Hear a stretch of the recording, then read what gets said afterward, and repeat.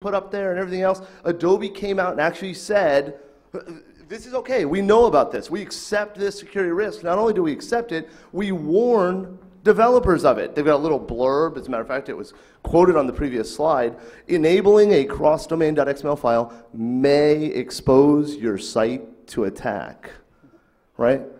But in my opinion, just saying, hey, don't do stupid shit, hasn't stopped the human race from doing stupid stuff for years. Case in point. Right? Yeah. My parents. Yeah. Just because it is configurable doesn't mean people will configure it. And the sad part is the ones that do configure it, well, we'll get to that, right? Now, the Adobe website actually hosts all kinds of documentation and tutorials. Hey, do you want to write a Flash application? Do you want to do something securely? Come talk to us, read our stuff. And that documentation, just in a simple read of some of it, as I was learning how to build Flash objects, as Mike and Justin were learning how to do this, we were reading these things, we're finding cross-site scripting, cross-site request forgery. And the most common vulnerability we found in these tutorials are SQL injection. In the tutorials that are teaching you how to develop these things securely. From the Adobe website. Now, we don't assume that Adobe has written all of these tutorials, right? We don't want to stand up here and say... because that would be quality. Right. Total quality. Yeah, it would be better. But is Craig Simmons in the room? Craig? Just checking. All right. Good. This is one of the examples that we got, right? This was written, supposedly, because we believe everything on the web, Adobe Developer Connection, Craig Simmons, who is the senior lead and quality engineer. He wrote a tutorial called Using ActionScript 3 to retrieve MySQL data using server-side ASP scripts. MySQL data? MySQL data. Yeah. Well, it is now. Yeah. Oops. I did find it funny, though, using MySQL with a Windows technology just seems an odd combination. And in this script, right, he's giving you the ASP script, he's giving you the XML file that the Flash object will send to the server and retrieve from the server, and he's giving you the Swift file that contains this action script. What does this action script do? It builds an XML document with a series of full SQL queries that are sent via an HTTP post up to the ASP file, which parses the XML document, takes the query from the client application, and runs it against the database. You know, this isn't even SQL injection. This is SQL request. You're asking for it. Thank you. And I have to say, yeah, please, yeah, it is quality, right? This is just one sample of the examples we found on the website. You can't make this stuff up, ladies and gentlemen. I tried. Nope, nope. If we made it up, it would be more realistic. Well, yeah, especially if I wrote it. If I ever hand you any code to run in production, smack me. Well, actually, well, never mind that. So, of course, you know, we pretend to be engineers, we pretend to like the scientific method, so we pretend to want at least some actual data to start backing us up, because, you know, surely, you know, we wanted to find out, well, how many crack smoking folks have actually, well, implemented this and then, well, left it wide open to attack. So what do? Well, we went out to Alexa, which hosts a comma separated values file of the top 1 million domains on the net. And then we decided to scan all 1 million top domains on the net, try to pull their cross-domain.xml file, and examine it for, well, you know, how much crack are they smoking? Lots. Yeah, well, apparently. So the first thing we did in the script was check with Google SafeSite to see if you are blacklisted. If you were blacklisted either for malware or viruses or whatever, you were removed from the list. That removed, well, quite a few of the top 1 million domains on the web, but that was good stuff. And then we started up our scan. Now, we did have a little problem with our scan in that, well, about 410,000 domains into what was left after the Google SafeSite list was done. Well, our internet connection dropped. Yeah, exactly. Yeah, so sorry about that.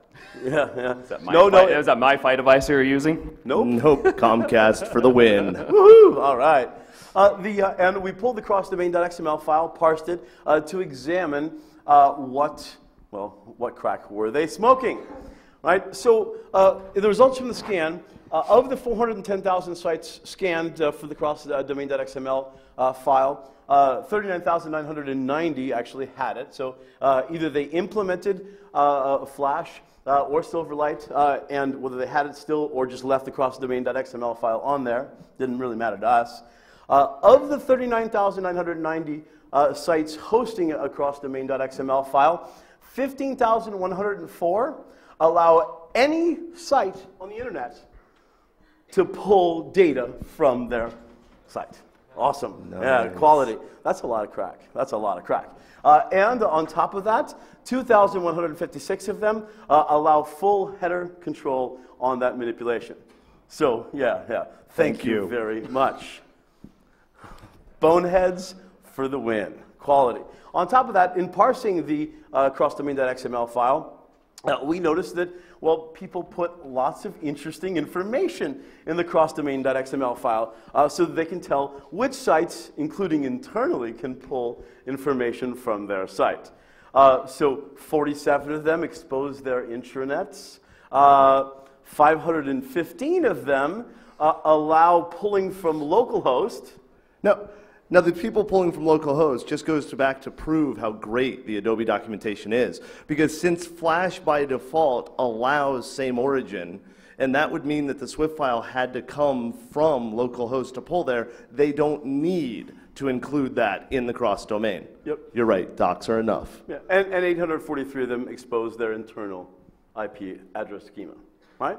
All sorts of fun stuff. Now, the other question that comes up all the time, so what? You can read my content. I don't care. I want people to read my content. It's like, wait, do you not understand how this works? And we go through all this stuff, as consultants, babble, babble, babble. We decided it was much easier just to show you. So we created a weaponizing Flash script. This is the action script necessary. You embed it in a Swift file. Host the Swift file somewhere. Your Swift file, somebody else's Swift file, whatever. Yeah, whatever. Facebook application, anyone? Then, when they load the Swift file comes back up to the server of the attacker, me. By the way, if you're going to use this in your Swift files, you probably want to change what controller server it's talking to. Yeah, I recommend that. Yeah, I get to play with your clients. Again. Oh, yeah. It then goes, reads a file off of my server and says, hey, what site do you want me to submit content to and get the results? We hand it to it. Now we could fire just cross-site request forgery attacks where we don't care about getting the results. But if then we use one of the crack smoker meth heads that have implemented the wide open ones, well, then let's grab the request, send it out, get the results, send the results of that request back to the attacker controller script. And then what do you do then? Loop back around, start the party all over. Is that bad? I don't think so. Yeah, exactly. My perspective might be warped.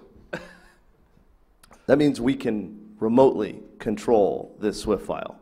Why not? This will be available at InGuardians.com/tools once we're no longer snowed in. Coming from Florida, this shit's freaking me out.